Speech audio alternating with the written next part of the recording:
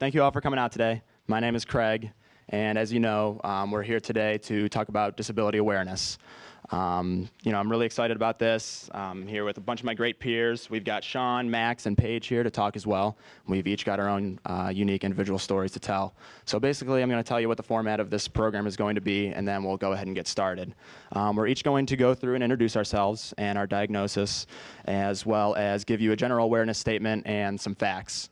That'll set you up for what we're going to talk about later. So after we do that, then we're going to go through once again and tell some of our own individual stories, as well as how our disabilities affect us, both here at school, personally, and I know we all have a lot to say. So we've got an hour. At 1:30, we will be holding an open question and answer session, and that will last until 2. And I know myself, I don't have anything the rest of the day, so if you don't feel comfortable asking in the open Q&A, I will be around afterwards. And I believe some of us will, Sean and Max will as well. So I'll go ahead and get started. If you have to leave at any time, please feel free. Just, do so quietly. I understand we have classes and stuff. So like I said, my name is Craig, and I'm going to talk to you guys about Tourette syndrome and obsessive compulsive disorder. Tourette syndrome is a neurological disorder which is characterized by involuntary vocal and or motor actions. These are responses to what is theorized to be misfirings of signals in your brain. And they can range anywhere from a simple blink of an eye all the way to a full body shake, or a simple squeak that might be soft and discreet, all the way to a yell, or the stereotypical, you hear people swearing and things are verbal and shouting and yelling. And a lot of misconceptions are that Tourette syndrome is always at that level of severity, but that's really just what you see on TV and documentaries and in the news. And that's a very minority of cases. It's not typically that way. It's usually worse when you're younger, and then it typically gets better as you grow older. So you usually grow out of some tics. They come and go. It's not the same for everyone. So just because I have a lot of facial tics and some arm tics and, a couple others that, I could go on forever, give you a whole list. It doesn't mean that another person with Tourette syndrome is going to have those same symptoms. It's important to realize that it's not contagious, so it's not like I'm walking around, passing it off to everyone that I see. I know that some people might get scared of that. You are born, typically you're born with it. It is genetic, and it can be onset, though, due to a traumatic event. It's common that, someone goes through, a person's death or something that they can get onset Tourette syndrome, but it's a little more uncommon than, obviously, being born with it. I myself was diagnosed when I was 2. Due to some facial tics that I had. And another interesting fact is that in order to be diagnosed with Tourette syndrome, a tic has to persist for at least a year. So if that tells you anything, when I was 2, I didn't really have much control over anything. So it's not like I'm up here faking it. I'm telling you the truth as I see it. And that kind of will transition me into talking about obsessive compulsive disorder. Tourette's is commonly paired with obsessive compulsive disorder or attention deficit disorder. A lot of people with Tourette syndrome also have been diagnosed with obsessive compulsive disorder. And you can look at tics as being obsessive compulsive in nature. Well, let me introduce obsessive compulsive disorder first. Obsessive compulsive disorder is a cognitive behavioral disorder. It's a lot of people throw the term around without really knowing what it is. People say, I'm OCD about this, I'm OCD about that. I like this to be even, I like this to be straight, I need this to be a certain way. But they don't really know what it means to be diagnosed and have OCD, to the point where after that happens, say you're drawing something and it's uneven or whatever, afterwards, it's the aftermath that really determines it. It's whether or not you have it on your mind forever. It's whether or not you have to go through something in order to fix it. It's the anxiety that comes with it. OCD is heavily an anxiety disorder. And obviously, as the name states, it's obsessions, which are the thoughts, and then it's the compulsive actions to complete those thoughts and satisfy basically whatever is in your mind. And it's not as easy to explain as Tourette syndrome, basically because Tourette syndrome is so physical, and although it's happening mentally, obsessive compulsive disorder is purely mental, and it's not something that that I know how to control. It's not something that you can control. It's not curable. There are methods of treatment. Most commonly there are antidepressants, as well as pairing with cognitive behavioral therapy, in which they basically give you methods of coping with the obsessive thoughts and dealing with trying not to follow through on the compulsive actions, because it can tear apart, part of your life. It does take a long time. I myself, some of my main symptoms, I when I was younger, it was evenness and cleanliness and, symmetry and everything in my writing and my drawing. And now it's kind of transitioned out of that into purely cleanliness, as well as some other things. But, just to throw it out there, I do wash my hands like 50 times a day. So it does kind of take over, and, I rub my hands raw most of the time. And it's time consuming. That's the main point I'm trying to get at. That's how they diagnose it, based on the hours that you spend a day obsessing over thoughts and following through with those compulsive actions. So with that being said, I think I've introduced myself enough. I'll be back to talk later. I'd like to pass it off to Paige. She has a lot to talk about. Okay. You gonna talk there, Paige? Sure. All right, so I'm Paige Myers. I'm a freshman. I'm a systems biology major. So I have Friedreich's ataxia, which is basically a neuromuscular condition. It's neurodegenerative. It's extremely rare. It's 1 in 50,000. So there's only like 6,000 people in the U.S. with it. What it basically is like muscular dystrophy, except it affects nerves instead of muscles. So it's not so much that I can't feel things, but it's more of spatial perception. I might not be able to feel my toe if you just I'll be able to feel my toe if something's sticking into it or something. But if there's a neurological test that they do where they cover your foot and they move your toe up or down, and you have to say which direction they moved it, and I can't do that at all. And most people have trouble with it. It's really hard to do. But so that's basically what it kind of is. I say it's neuromuscular. It doesn't actually directly affect muscles, but it's neuromuscular in the sense that the nerve degeneration inhibits the normal functioning of the muscles. So my muscles themselves are actually fine, but my leg muscles are gonna be, of course, weaker than most people because the nerve damage in my foot, I can't use my legs like anybody else does. So I guess that's kind of a brief overview. So I was diagnosed when I was 9. We changed schools when I was starting 3rd grade. And one of my teachers at the new school noticed I was walking strange and told my parents, you should get it tested for scoliosis. And that never happened, obviously, but that's when they found it. So I was 9 when that happened, and that's actually pretty young to be diagnosed, but not unheard of. A lot of people are a little bit older, and there's also late onset. So some people don't get it till they're 45, but it's completely genetic. It's I have a certain mutation in my genes, and so I have it, and that's always how it is. It's there's no way to induce it or anything like that. So I think I've pretty much explained it, I think. So I'm gonna pass it to Max now. All right. I'll use this. This is fine. All right. I'll just take out my iPhone here. Organize notes. Okay. So, I'm Max Ventura. I'm a freshman here. I'm a music major and plan on declaring a physics major at some point. And I wanted to talk about my OCD, anxiety, expressive language disorder, and auditory processing disorder. That's 4. So Craig already explained OCD to you guys. He explained it really well. So there's nothing else that I really have to add to it. Expressive language disorder is where, well, it's what you're seeing right now.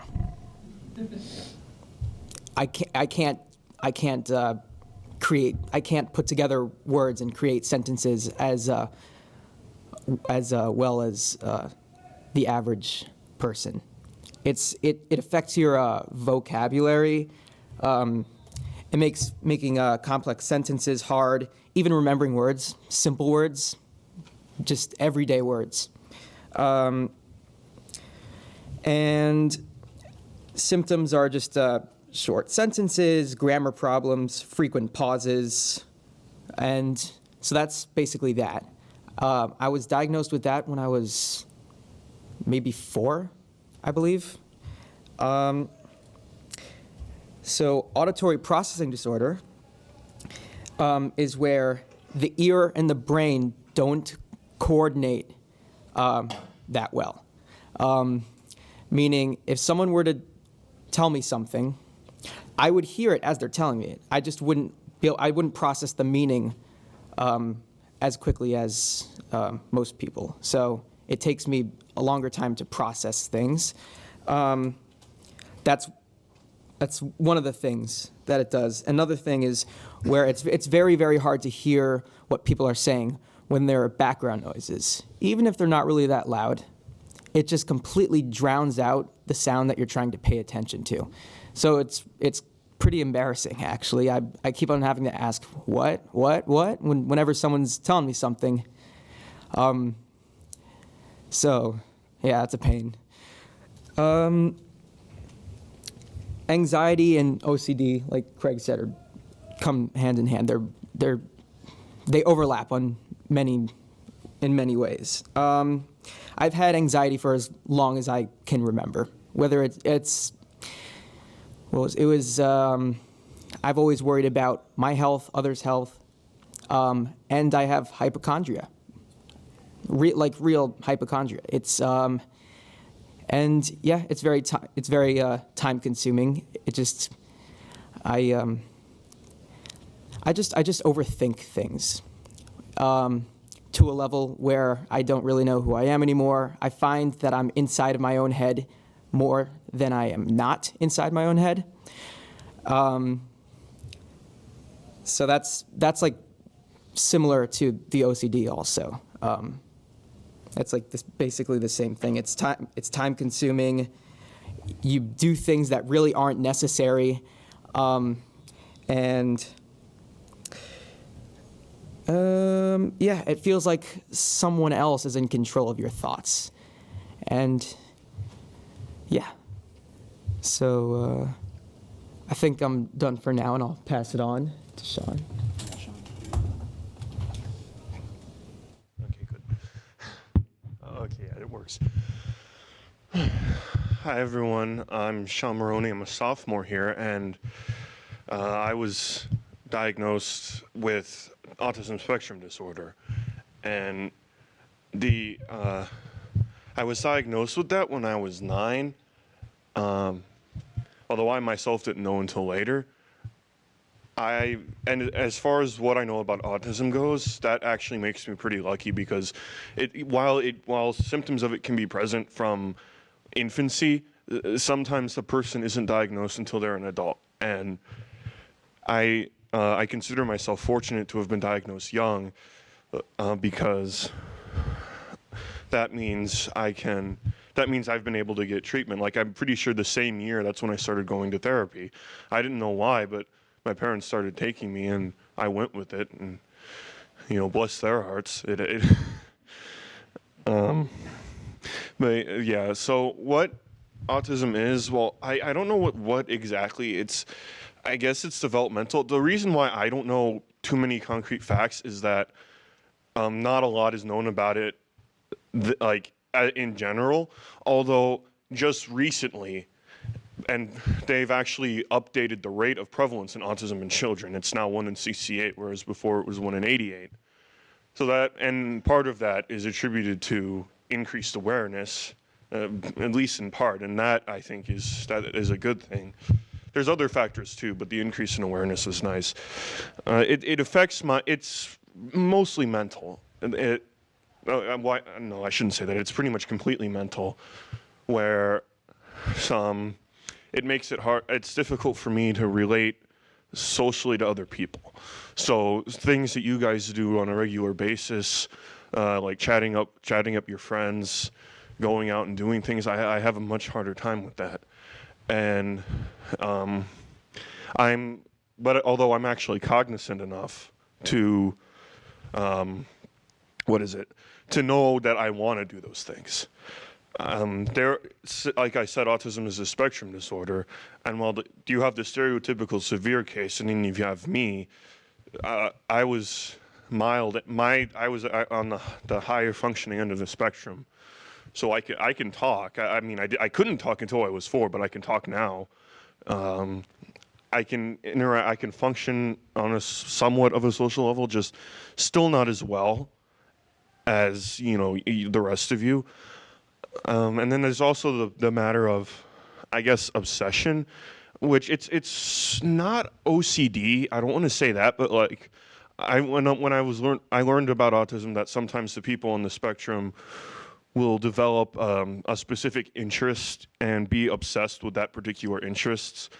Like I know for me, the computers, video games, internet, all of that, and in certain cases, that's all they ever talk about. I learned young that that's not what you want to do if you want to be sociable. But that's what some people. But some people on the spectrum, they develop that and they act like that. It's not a curable thing. And yeah. Also, there's a problem with changes. So sometimes people with autism, they don't adjust to change as well as a normal person. So in that manner, I sometimes act in a way that isn't conducive to treatment because I simply don't want to change. Although I know I have to change because I need to do well in school. I know we all do, but but sometimes that's just more difficult for me. In fact, recently I went back to one of my old habits. I'm not too proud of that, but so let's see. It cannot be cured, and it usually lasts a lifetime. Although depending on where you are on the spectrum, like some people are nonverbal, other people or other people can still function, and there's like differing degrees. And let's see what else. It's not curable, but you can take a person on the spectrum and put them through like a bunch of therapy, and that is helpful. But then it also comes down to how I feel it comes down to how much the person wants it. Like just from my experience, if I want to be more sociable, then I'll start acting I'll start going with the treatment a little more. But basically what I'm saying is the treatment is designed to help a person with autism function in situations that they would have a harder time functioning in, mostly sociable ones. And personally, I think it was very helpful to me to go through that. There's also a lot of anxiety involved. I've had anxiety since forever. I don't know if they're directly connected, but some of my tendencies, because of the spectrum disorder, lead into the anxiety. Like I get obsessive about something, and then I realize, wait, I needed to be doing this, and then it snowballs, it gets out of control. I'm so glad none of you knew me when I was younger, because, yeah, I couldn't control myself. But yeah, I think that's about enough of an introduction. So I guess I don't know if Craig's going to do the next part or not. Yeah, you are. Yep. Thanks, Sean. So we're each going to now talk about some of our stories and some of the messages that we want to get across. I think that, some might be wondering why we're doing it in this format, but I think it's important to listen to everyone first, and that way now when we talk you can make connections between us, because a lot of things are very similar in nature and emotionally. So I'd like to start off just briefly talk about Tourette syndrome, because that's not even my main inhibitor anymore. But when I was younger, I did have a lot of vocal tics, from squeaking and grunting and coughing and yelling and things like that. From what I remember of elementary school, a lot of kids knew me by that, and everyone took it for what it was and understood, and they kind of let it go. When you're younger, you typically don't let things get to you. And then going through and growing up, going through middle school and high school, it's harder to understand once you develop that theory of mind, to try to put yourself in those shoes. It's not easy to see yourself doing some of these things. It's not easy for me to envision myself without. And it's pretty difficult to deal with. I would always talk to my classes growing up and let them know that I had Tourette syndrome, to make it so that I could feel comfortable. But it wasn't ever a full comfort level where I could be at home. I was still always self-conscious of it and looking for a fix, looking for some way to make myself comfortable. Like I said, I could be at home with my parents and not have to worry about a thing really. And I think telling people helps that. I'm student coach of the swim team here, or was, and last year I told everyone on the team, I sent a long email out and told everyone that I have Tourette syndrome and OCD, because I was starting to see some weird looks when I was winking and stuff. So I think it was important. I walk down the street sometimes going to class, and I'll have a tic or something. People think I'm waving at them, and it's like, I don't know, it just is. But I just kind of let it go. Or someone will ask me why I'm winking or blinking at them, and I'll just, sometimes I'll tell them if I think that they're going to accept it. Otherwise, I'll kind of just brush it off. And I know, one of the topics that you saw in the advertisement was acceptance, and I'm not really trying to stress an understanding of how it feels. I just want people to accept it for what it is and realize that it's not something that I chose. It's not something that I really want either. Tourette syndrome is, it might seem like, he's just blinking or he's just moving his arm or something, but a lot of it involves muscle contraction. And you can imagine after doing that a couple hundred times a day, it does start to become pretty painful. There were a lot of times when I was younger that I would think that I broke my neck or my nose or my shoulder, something, because of the extremity of the condition. Because like I said, it got better as I got older, and that's typically how it works. And now I'd like to talk a little bit more about OCD, because the Tourette syndrome is very manageable. It's very mild in my case. I was given the option to take some antipsychotics or some muscle relaxers in order to help it. And unfortunately, the side effects really didn't line up with what I had planned. There's a lot of Parkinson's-like side effects that I didn't want to encounter. So I chose to basically manage this on my own and go to other options for my OCD. When I was younger, I didn't really understand my OCD. I didn't really know how to describe it to people. I didn't know how to accept it. My family is very helping and understanding and supportive. My mom wanted to be a special ed teacher when she was younger, so she always knew how to deal with it. And my dad, has Tourette syndrome and probably OCD-like symptoms, although maybe not diagnosed. It runs in our family. So they always knew the best thing to do for me. So I was always sheltered to the fact, not shelter, I don't like to put it that way, because I appreciate everything that's been done. But I never really got that experience I never got that wake-up call, really. I was never really away from home. My first 2 years here at Case, I commuted, and that was primarily because I would not have been able to live with a roommate. I don't like any of my things being touched. I don't like anything being moved. It's pretty difficult to be around other people. I don't even like people coming over my house, to tell you the truth. And yeah, it never got to me. I never knew the reason. I never knew why. I mean, that's just who I was. It's like, I mean, that's always been who I've been, and you know, I don't know how it feels to not want to think that way, to not be that way. Well, just about a year and a half ago, something happened, and it ended up being a relationship, basically being broken off for good, which needed to happen because I kind of came to a point where I did a lot of thinking about things, and I realized, you know, I can't get into too much detail for time's sake, so you just have to trust me when I say. But I realized that a lot of the problems that we had, were because of me and not the other way around.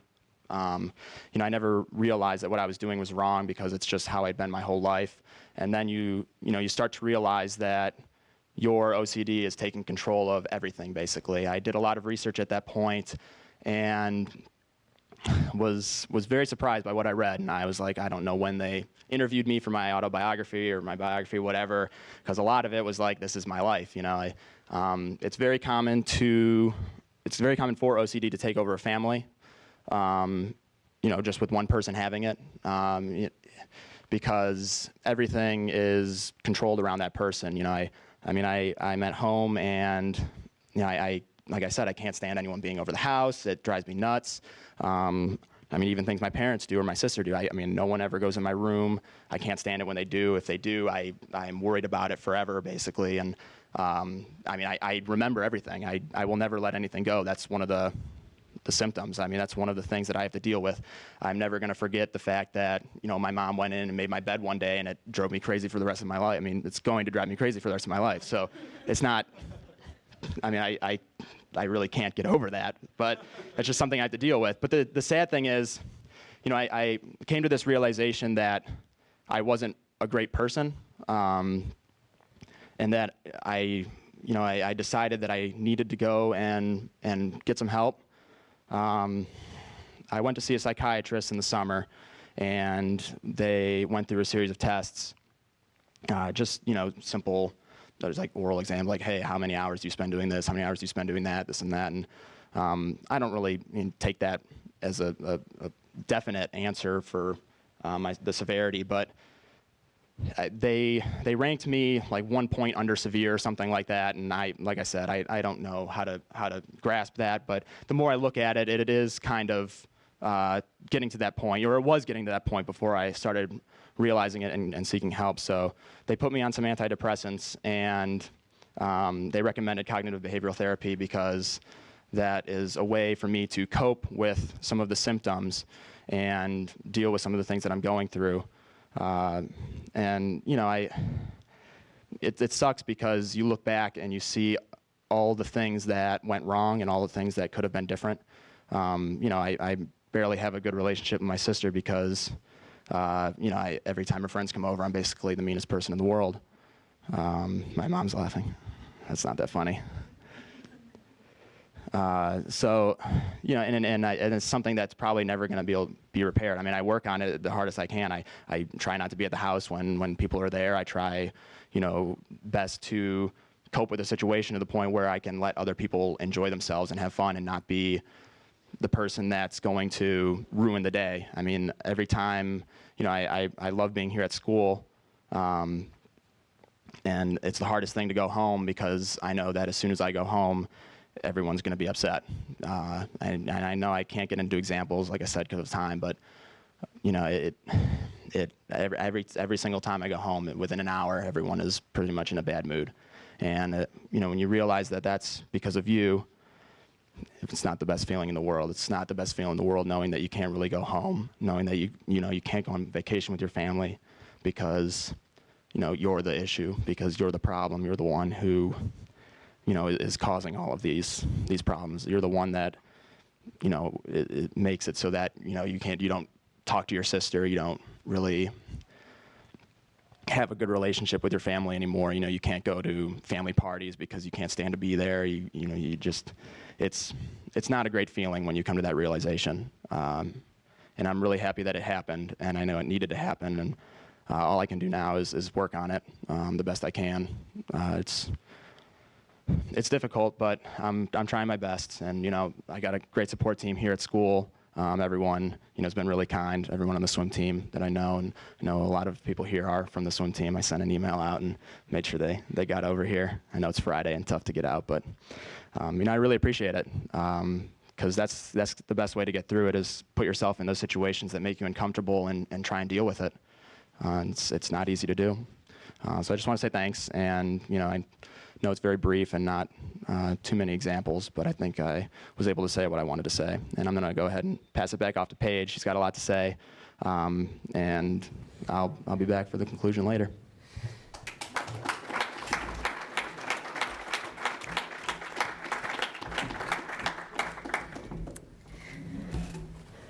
All right, so I'm going to start by talking about how this affects me personally, because that really permeates into all my other relationships with people.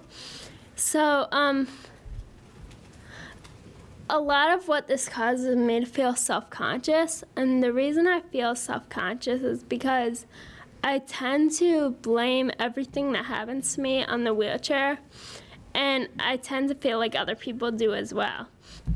So what I mean by that is, like, if something happens, like, say, like, in high school, I wasn't, like, disliked or anything, but I wasn't, like, super popular, and, like, okay, who cares? But, like, I tended to think that the reason, like, everybody didn't adore me was because of the wheelchair, which I now see is kind of stupid, but that was how I felt at the time. And so, like, that's an example of how, like, I just get self-conscious about myself. Like, I tend to think that's the only thing people see when they, like, see me. And I also think, like, that people, when they see me doing something that's, like, maybe a little out of the ordinary, like, that they automatically think, like, oh, the reason she's acting this way is because of the wheelchair, I don't always think people can just accept me being, like, a unique person, like, my personality is unique. I just think, like, automatically people are going to assume that everything revolves around my disability. Actually, another thing that some people do, and this makes me really angry, some people tend to assume that I must be mentally handicapped as well as physically, because apparently the two go hand in hand. It makes me really irritated when people, like, do that. Like, they'll come up to me and treat me like I'm 3 years old and talk really slow, and just, it drives me crazy, and they end up looking like an idiot, because, like, then I'll talk, and it's like, okay, that's not the case. But it just makes me really angry when people do that. And that is one of the reasons I like being here, because at least, like, me being here, people know I'm not, mentally handicapped like that. So that's a great thing about college, I think. Also, so, like, with my friendships, I'm, like, really self-conscious there as well. So I, first of all, have this fear that I'm, like, always needy.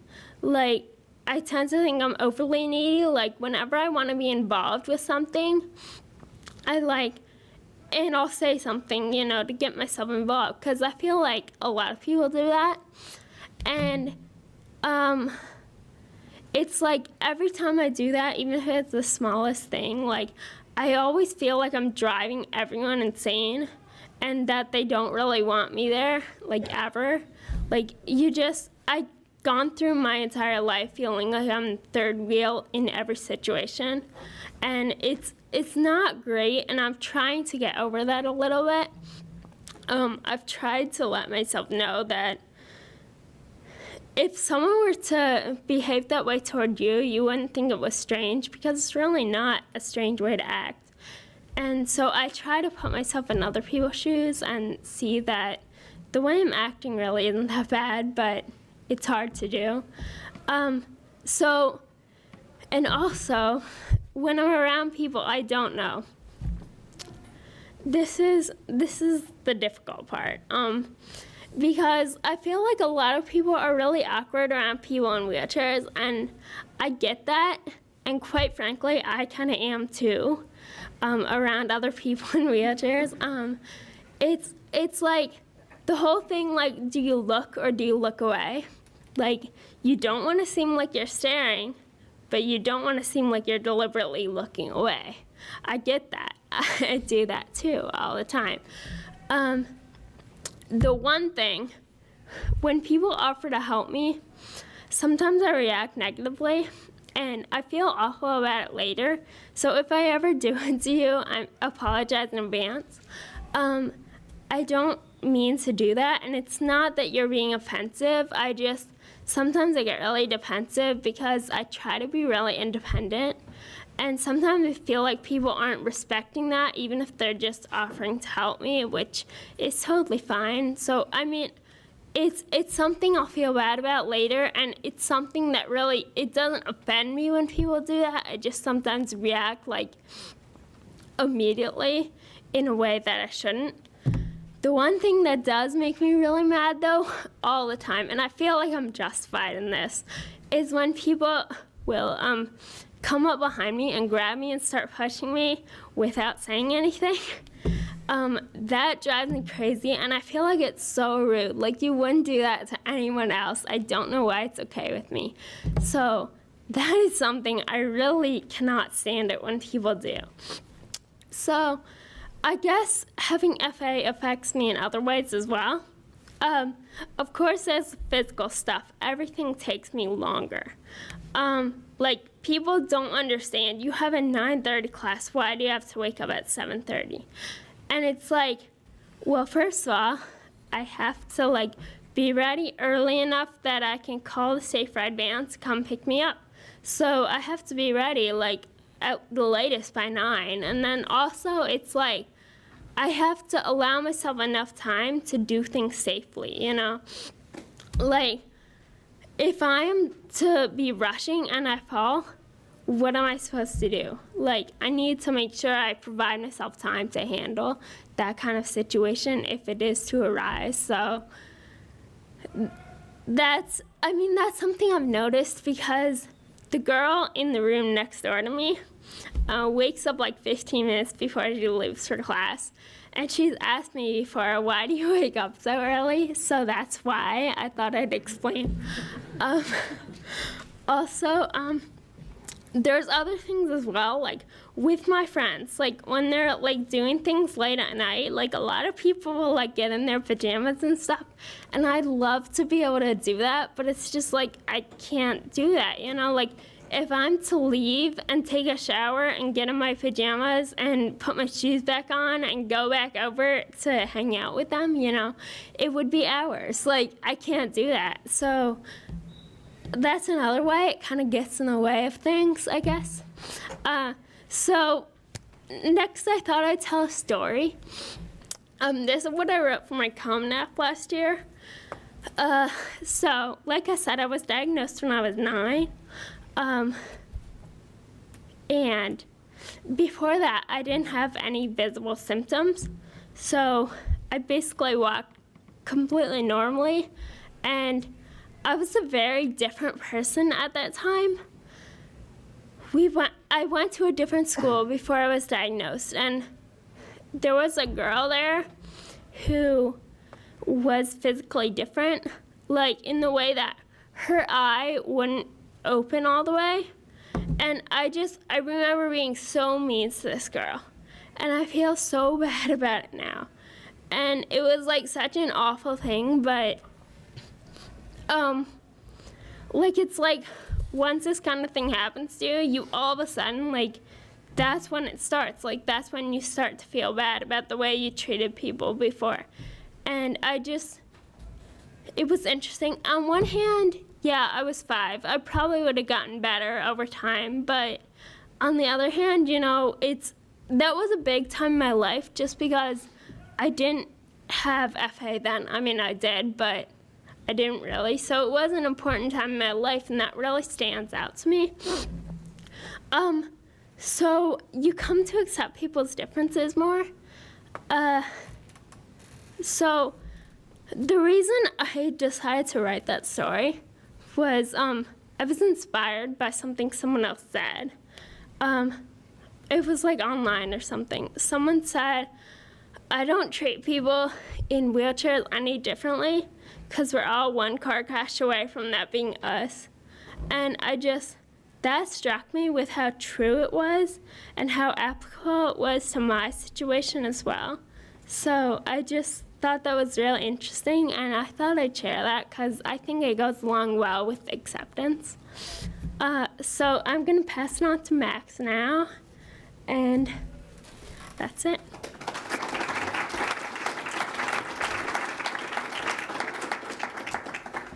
Okay, where do I start? I feel like I explained the expressive language disorder and auditory processing disorder pretty well. There's not much more that I have to say about it, except for, one thing I could say about auditory processing disorder is that people with it have trouble following directions, whether they're simple or complex. If we get an assignment in school, chances are I'm gonna have a little bit of trouble understanding exactly what to do. And in addition, the OCD kind of combines with that. And I kind of obsess over ideas that shouldn't be obsessed about, shouldn't be obsessed over. And I overthink things. I'm like, should I do this? Should I do that? Does my teacher want me to do this? Or do they want me to do it this way? So yeah, sometimes the disorders combine to create like an ultimate disaster. And yeah, I would say auditory processing disorder and expressive language disorder are just both, are just the two things that like I'm most self-conscious about. Because it's very apparent. Everybody can, like, you can see it when I'm talking, pretty easily, actually. They're pretty prevalent.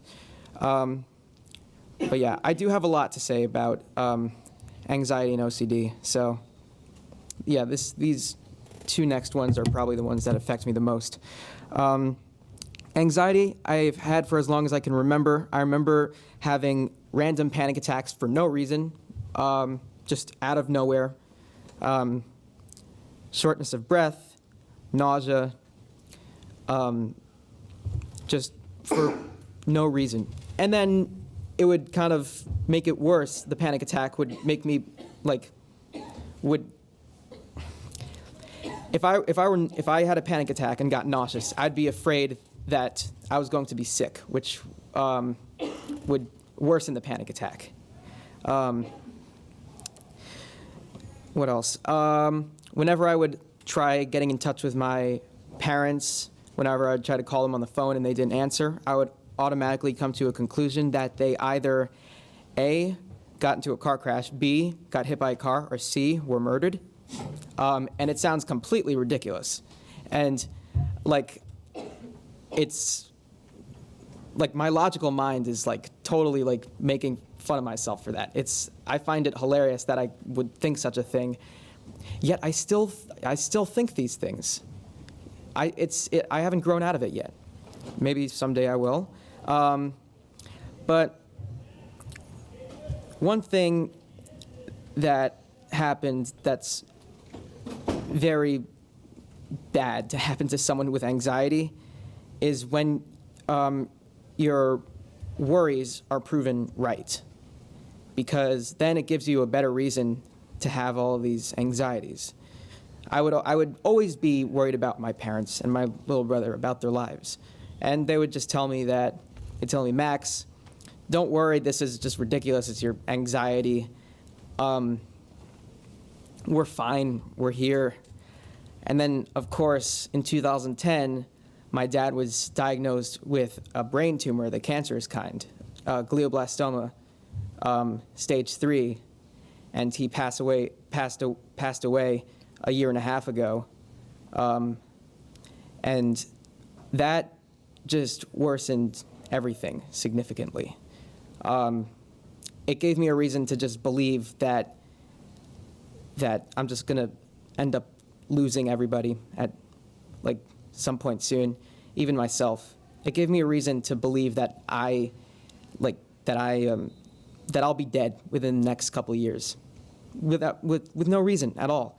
I've even gotten to the point where I've convinced myself that I have a brain tumor also, which is partially because that's what my dad had, but it's Murphy's Law. If it can happen, it will happen. And some of you may be thinking, well, what can also happen is that it won't happen. You can also not have a brain tumor. So if that can happen, why can't I think that way? I don't know. I simply don't know. I wish I could think that way. It's just, I don't. And every little symptom, whether it's just a tiny little headache, automatically go to the worst possible conclusion ever. And I remember in 5th grade and 4th grade, we had a teacher come, and it was a health teacher. And when she told us about diabetes and AIDS, I flipped out. I couldn't deal with it. In 5th grade, I had to skip the last one. But yeah, the very second she told us about it, I immediately went to the conclusion that I either had it or was going to have it at some point in my life. So that's that. OCD is very related, and it's time-consuming, and it determines whether or not I do something and how I do it. Sometimes I read about this last night, because sometimes I confuse my own symptoms. I don't know if it's OCD or anxiety, but I realized that random thoughts of violence are a symptom of OCD, meaning like I don't want to be violent, but I would have a random thought in my head of me hurting someone because I don't want to think of it. And when I don't want to think of something, I end up thinking about it, because that's just how things work. The harder I try not to think about something that I especially wouldn't do, I end up thinking about it. And it's caused me a lot of sadness throughout my life. I remember just randomly bursting out in tears as a little kid because it was so bad. It got a lot better, which is good. And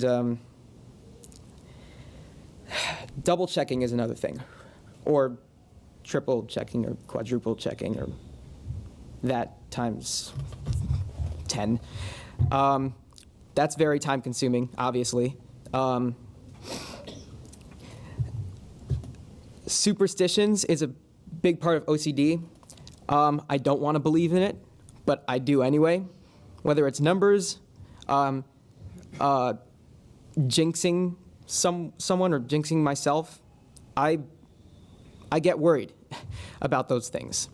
What else? Giving life to objects. If I see an object on the ground, it was a lot worse before. I would pick it up and put it on my desk, and it'd take me a while to figure out where I should put it on my desk, and I would want to put it in a comfortable position. What? A comfortable position, as if it has life? I turn these things into animate objects. So an accumulation of things just gets onto my desk, and that definitely is not good for the OCD because I don't like messy stuff. Things that I have conflict with each other, which is not convenient at all. I find OCD to be a positive feedback loop that just keeps on, like, causing more things. It's negative. It's a negative, positive feedback loop that gets worse and worse and worse and worse. And when I went to cognitive therapy, I think that's when things started changing for me in a good way. I finally built up the courage, with some help from my therapist, to look at my OCD in the eyes and flip at the bird. And you know what? It actually feels better doing that than actually following through with the OCD and anxiety. So what am I doing now? How am I dealing with this? I'm doing just that. I'm creating specific goals for myself that whenever I catch myself having obsessions or compulsions, I do the exact opposite to prove to myself that it's not going to make a difference. This microphone is not centered, and I really want to center it, but I'm not going to do that. So, yeah, I think we can call that a wrap. So I'll pass it on to Jonathan.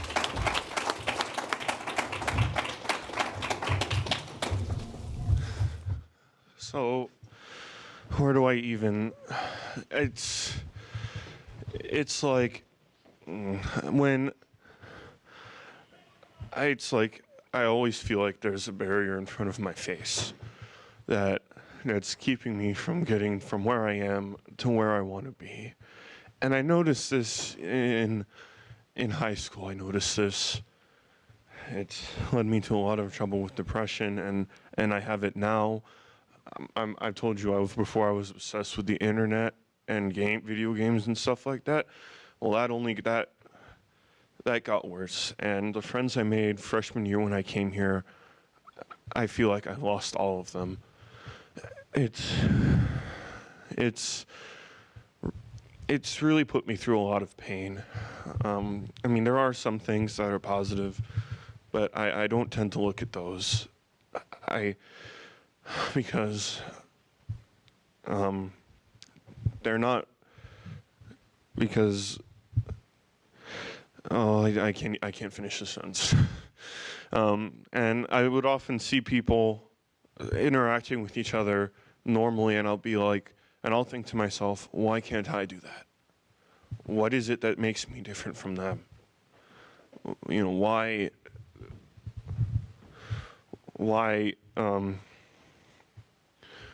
do I content myself with staying in my room all night than hanging out with my friends, even though they're doing things I don't like? And I've also had problems trying to change my way of thinking. And I realize about myself that I tend to stick with the way of thinking that's most familiar. I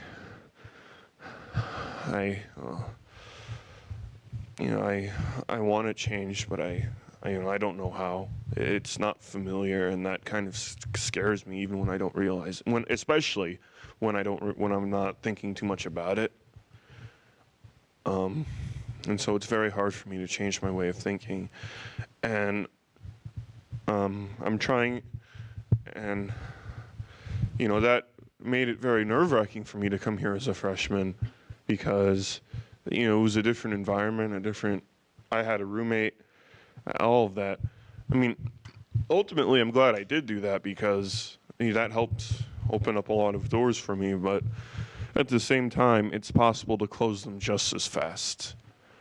And I would say that the effects are very pervasive in my daily life, to the extent that I attempt to follow through on the goals that I set in therapy or whatever appointment, this, that, or the other thing. And when a night goes by and I've wasted my time, it hurts. And the anxiety starts. I try to cope with it, but the coping mechanisms are bad, because I just use the computer, play a game, whatever the heck else I do. So then it cycles into itself. It doesn't really end. While one thing though that I am pretty confident in is that while my relationships may be decaying, I don't think that says anything about what kind of person I am. I'd like to think my values, I guess, are etched into my mind in such a way that they couldn't be taken off. Like, everyone else in my dorm might be getting drunk or smoking or whatever the heck else they're doing, but I would never. That's one of those things that I would never do. lying's hard too. So so, if I'm put on the spot, I'll have no choice but to tell the truth. But that's not a bad thing either. But so while it affects me and it really hurts, and sometimes I think that I'm too far gone to persist here. But I actually managed to get some work done in the last week. I know I have to study for a test I have 2 weeks from now. If you look at it from an objective standpoint, it's doable. But I constantly need the other people to help me see things objectively, because I have the anxiety. I know Max and Craig both talked about it. It affects them. It affects me. It's not OCD, but it's still it still affects me. And basically, it's painful and it hurts. And the only way I've been able to deal with any of it, is by getting the help that I need. So I'm grateful that that's there. Because of my relationships with the people around me and my family even, sometimes I feel like that's decaying. And I don't really want it to decay. I love my family and I like the people I'm around. But the only way I've been able to even remotely cope is by getting continued help. And I'm really glad that that's there. And I guess I don't know what else to say, because otherwise, because I know I wouldn't be able to deal with this by myself. Thank you.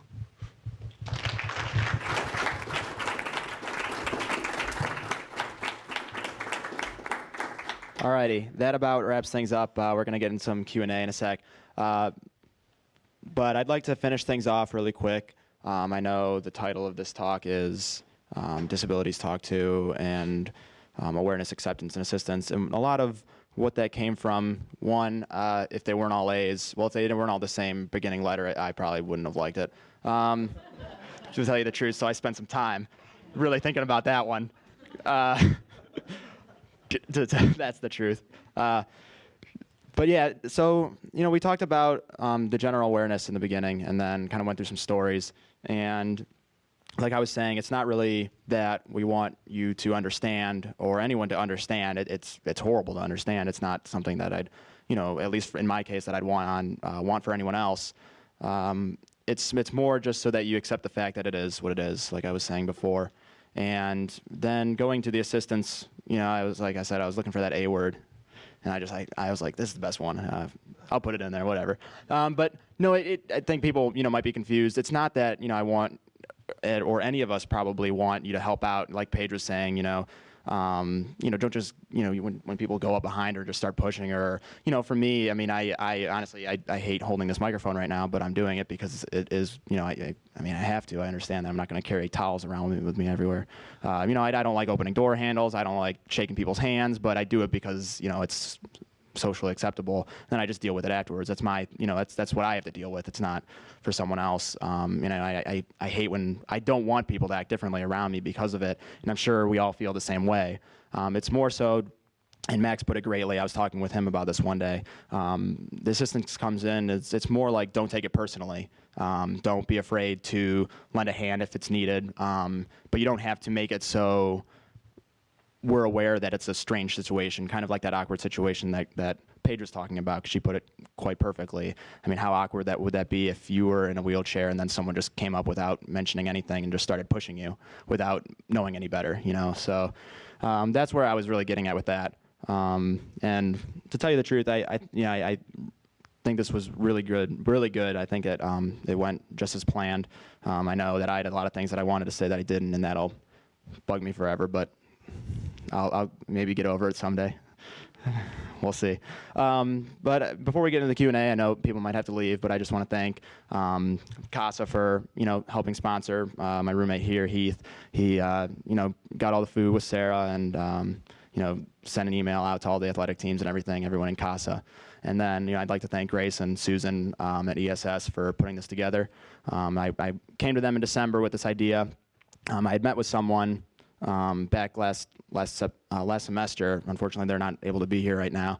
And we had a long conversation, and it kind of pushed me to do this. I'd always wanted to do it, and I figured I'm a senior, I'm leaving, might never have this opportunity again. So I went to them with the idea, and immediately they jumped on board and got this thing rolling. So that's where we're here at now. And I, before we get into it, I just want to say, ESS is, it's for student assistance, and many people might not know what it is. Many people might have their misconceptions. They're there to help. They're not there to give you an edge on academics. They're not there to make it so that you have better opportunities than anyone else. They're there to make it so that you have an equal opportunity as everyone else. And in particular, they offer a lot of different opportunities for academic assistance, and one of the main ones that a lot of people are aware of is the testing accommodations. And I sit in class sometimes, and I hate to see when people make fun of those who leave the room to take a test or take an exam or a quiz or something, because it's not that they are getting more time for so that they can do better on the test. It's not that they're in a room so that they're at an advantage. Like I said, it's because it's better for them to cope. It's better for them to get through it. It's so that they can have the same opportunity. How would it be, when I was younger, how would it be, if I was sitting there yelling all the time, or not yelling, but, chirping or squeaking or something, that'd be annoying. So, I would always take exams when I was younger in a room by myself. And I even have those blue envelopes. I can go just as easily and go to ESS and take a quiz somewhere else. I challenge myself to try and put myself in a situation where I don't need to. But a lot of people probably don't know that. I can go and I can get time and a half on every single exam simply by sending them an email and setting up an exam time. But it's just, I like to throw that out there, because that really bothers me most, is when people don't realize that it's not to give them an advantage, it's to give them the equal opportunity. So ESS is there to help. And for those of you that don't know about it, if you ever run into a situation where you are in need of assistance, or if you know anyone who doesn't know about it, send them their way, because they help a lot and do a lot of great things, especially for me and for these guys behind me. So we'll go ahead and get into the Q&A. I think we're just going to sit here panel style, pass the mic around. If you have to leave, no worries. We're here till 2. So go ahead and please ask us anything. It doesn't matter. Who wants to start? Anyone? I'll start. Heath, do it. Max, unfortunately, I can't remember the exact names of some of the things that affect you and affect your daily life. But when you said you have a hard time remembering words and formulating sentences sometimes and saying, hey, here's the exact sentence I want. Is it that you can form them in your heads, but you're in your head, but then it sort of just could you expand on that a little bit, like how it's hard to form those complete sentences, or just remember that word? I can form the idea of the sentence. I can form what I'm trying to get across in my head, except I just can't find the words to do so. If that clarifies it. Absolutely. Cool. Can I actually elaborate on that? When you're writing or typing, does it affect that at all, or no? It does. Since though it's a little bit easier though when I'm writing or typing, because normal verbal speech is very different than written speech. Just like the style. I find like writing stuff, you have a lot more choices of words, because they're like, sometimes you have to write formal things. I'm not going to speak like a robot to somebody. I'm not going to be like, this is an introduction on blah, blah, blah. In a minute, I'm going to tell you about, no, that's a speech. But yeah, it does affect that a little bit, but not as much, because I'm given more options.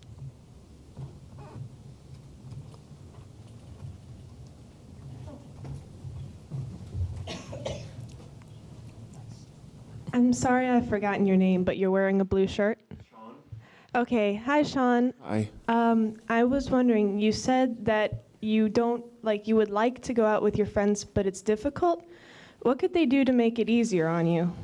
Well, it's not really on them, it's on me. Like, I would have to tell them, because the way I act, it usually sends the signal of I'm not interested, when really I am, but I don't know how to communicate that. So I would have to tell them, I would have to go and say, I'd really like to go out, go to the cafeteria with you guys.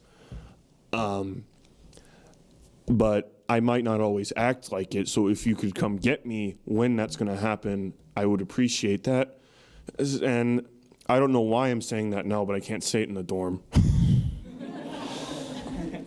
But yeah, it's a lot of the signals that I send and that I realize I'm sending, they say I'm not interested. And really, I would have to go out and I would have to say to them ahead of time, I might not act like it, but I really am interested.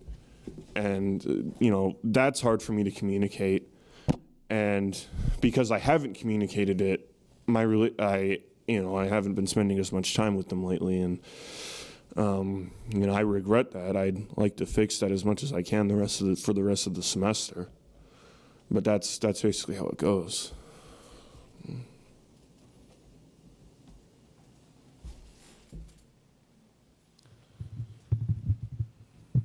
Hi, this is actually also from Max. I was interested, you said you're a music major, and I'm also a music major.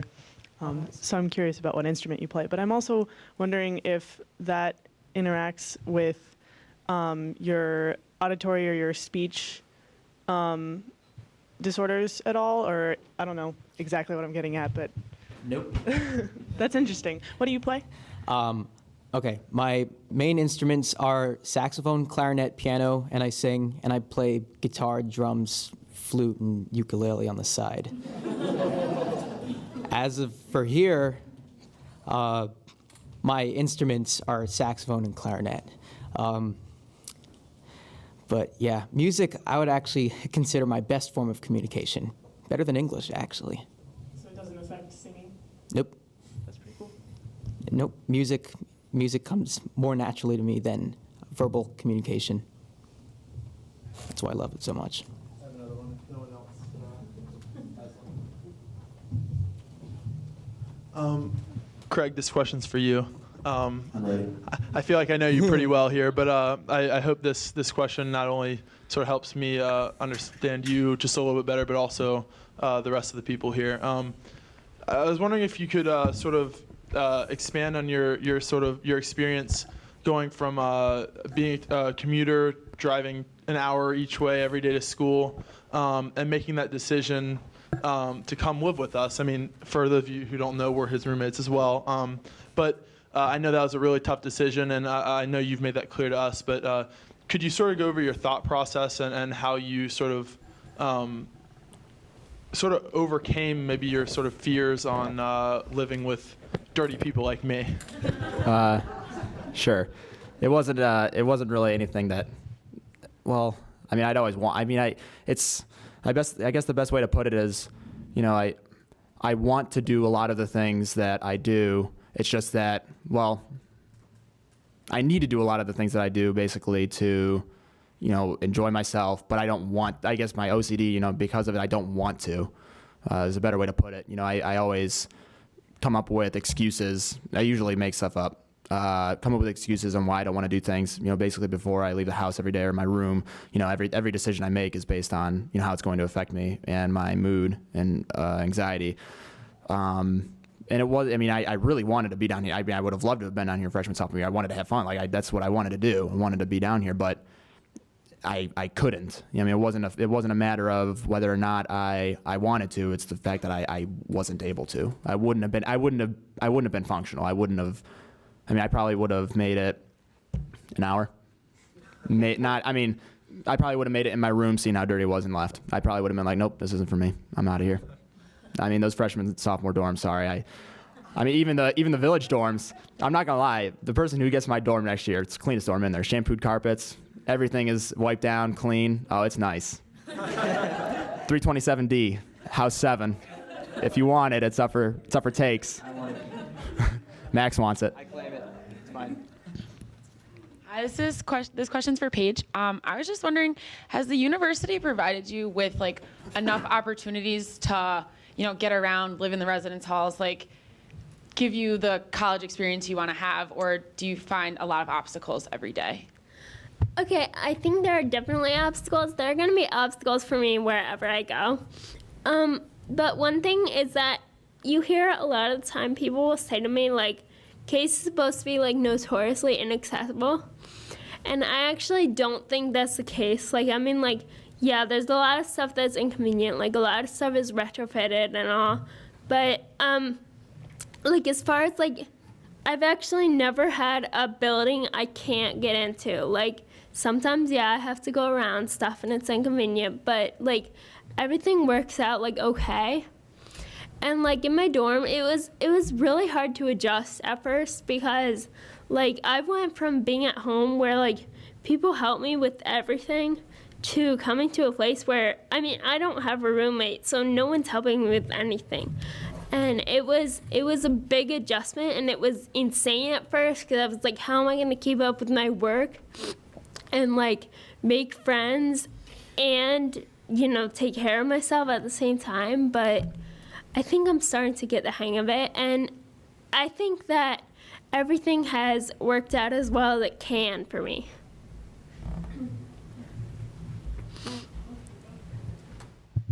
Hi, thanks.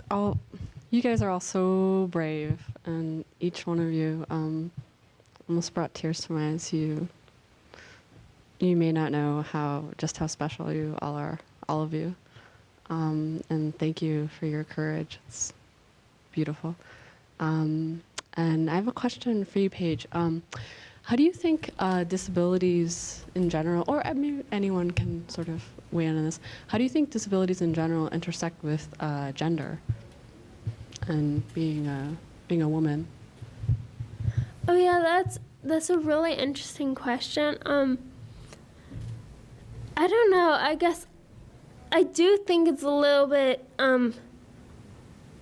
different in some senses. I mean, like, for example, one thing I always noticed when I was, like, a lot younger is that for boys, it was, like, they could always go out and just, like, join in a game of kickball or something, and they would have, like, a whole bunch of new friends. And for girls, I feel like it's, like, a little bit harder. But then at the same time, that's, like, better for me, because I don't necessarily feel like I need to do physical things to interact with people all the time. Like,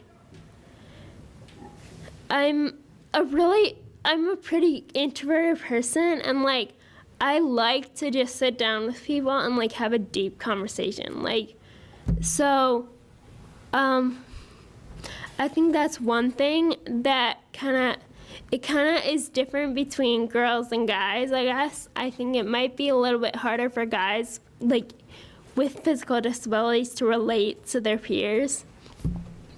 Yes. Thanks. I hope you guys each of you are giving yourselves as much credit as you deserve. One other thing, autism is more likely to occur in guys. That's something that they know.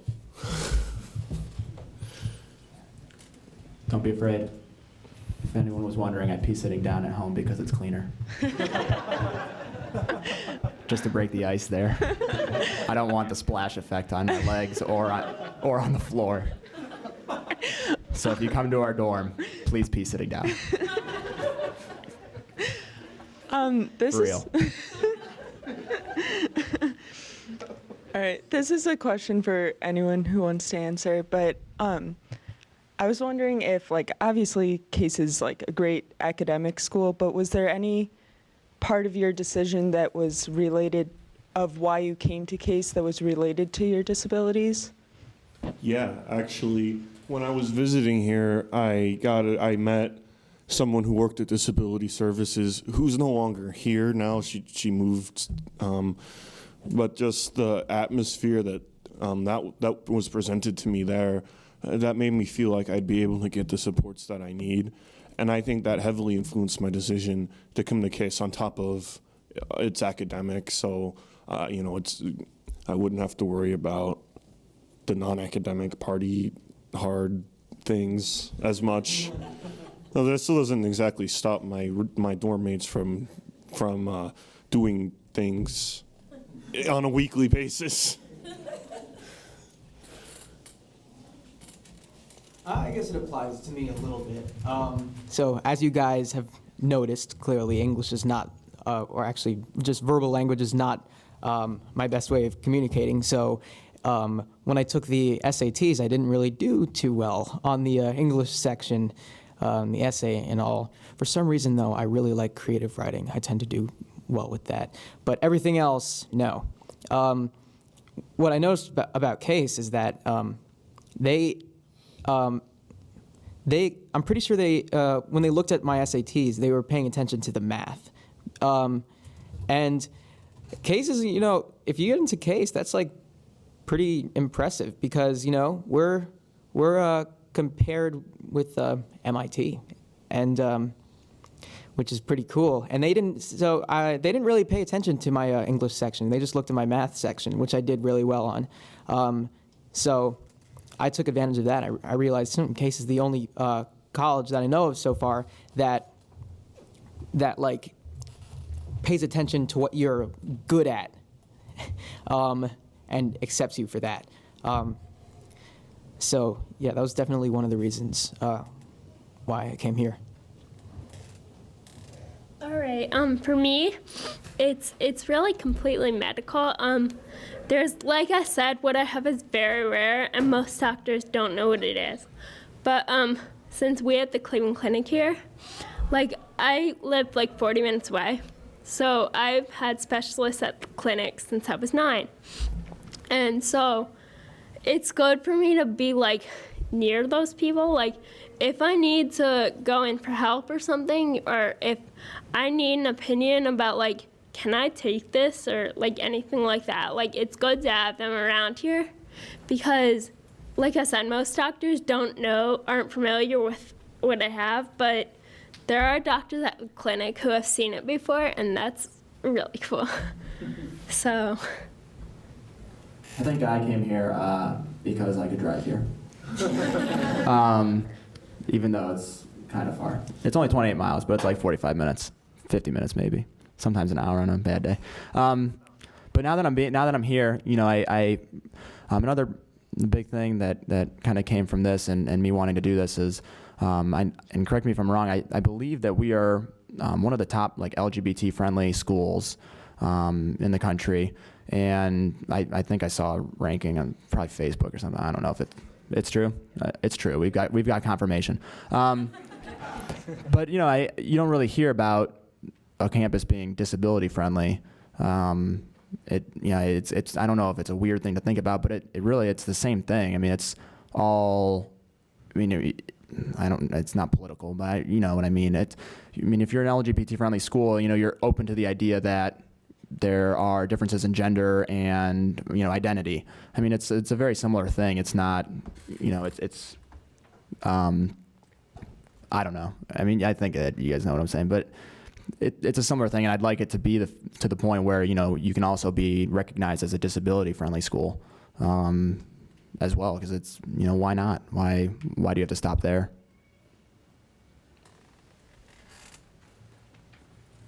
Okay, this one is for Craig, right? Okay, you mentioned you're a senior. I was wondering how your disability has influenced what you want to do after you graduate, and how it's going to influence you with your life outside of school, I guess. Yes, I'm working 15 minutes away from home, living at home in my clean room. But no, seriously. If I were to, move away, it'd probably be okay. How much it influenced my decision? I looked for somewhere close to home so that I could live at home. That was the whole plan, to live at home probably, and kind of build a financial background, and then move out eventually. But the hardest part is probably where I'm going to live. I have to find a place that's either newly renovated or easily cleaned, and in terms of job, I don't think it really has affected me at all. Really, anywhere I can get a job is fine. It's just location of where I'm going to live. That's really my main factor. That's, where I go is every one of my factors, yeah, pretty much.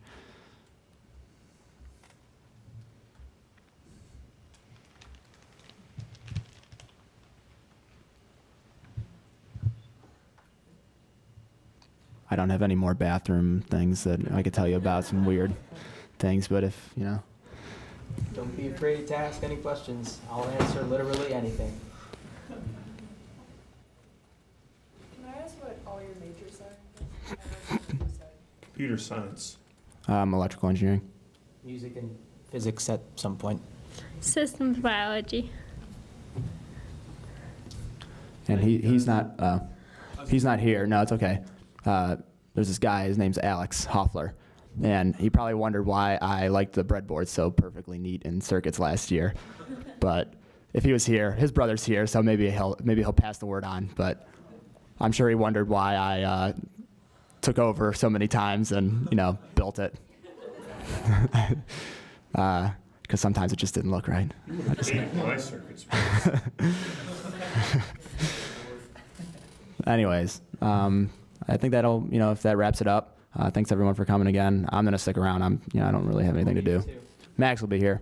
Sean maybe Paige. I think Paige's class. So. Thank you guys. Yep.